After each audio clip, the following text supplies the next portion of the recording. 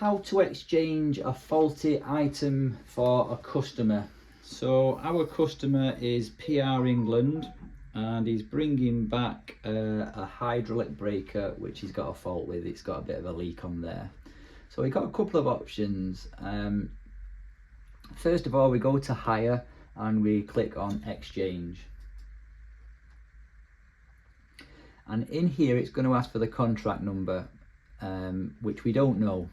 But what we do know is the fact that it's PR England and we know the hire item. So if we type in England in this search box, oh, there we go, lovely, we've got PR England and Sons. So if we click on that, and that's just some notes for his account, which we don't need at the moment, so we can close that down.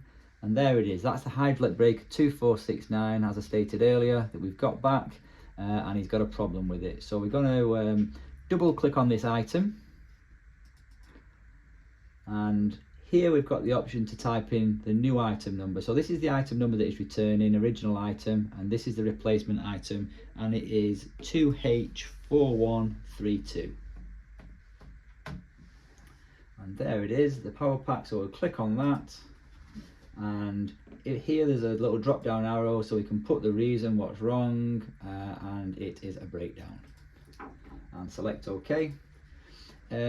Just then to note, there was also a memo box on the left hand side. If, say for example, you know, you could see something obvious like it had been dropped and that's what's causing the leak, then you might want to write in there that, you know, take some pictures or put damage to charge, see the shop phone, something like that, just for your own reference. But we're happy here now, we're returning one item. We're going to say that the item is damaged. The one below, we just put in, so returned OK, none, damaged one.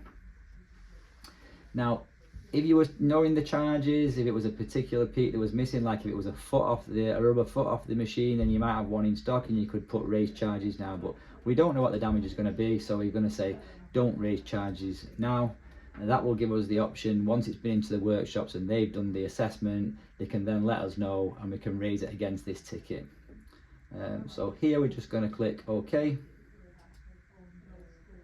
Could write in the damage description, heavy item being dropped on the machine, cracking the hydraulic oil pipe.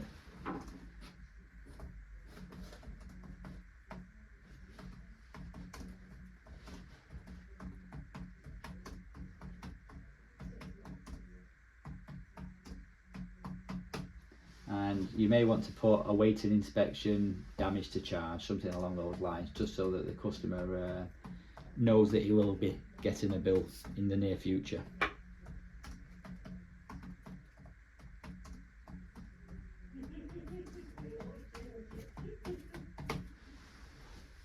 And accept.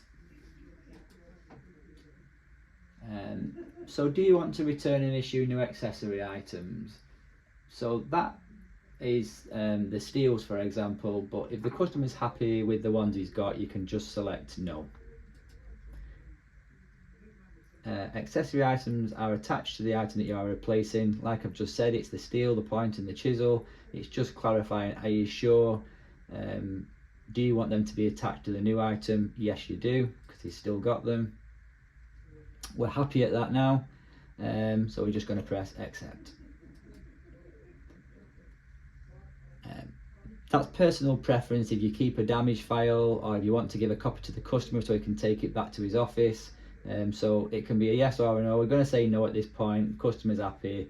We're going to get him to sign the new ticket to say the new breaker that he's taking. Click on close there. There's the new ticket. So it states the exchanged item 2469, which is returned damaged, and the new item 2H4132, which is now taken. And we know who the customer is. So print, and 2 copies, one for the customer to take to his office to let them know what's happened. And I would just be quite clear on here, just writing again, because it's stored on Inspire but it's not necessarily on this ticket here. Just write again what's wrong with the ticket and make sure that the signature and print is definitely clear, so there's no argument as to who brought it back. Some of the larger companies have many staff. They'll all deny knowledge of ever bringing it back. It wasn't me. So just make sure that you can read the print, and if need be, maybe even take a picture on your shop phone of who's brought the item back with the item, that way everything is all tied together.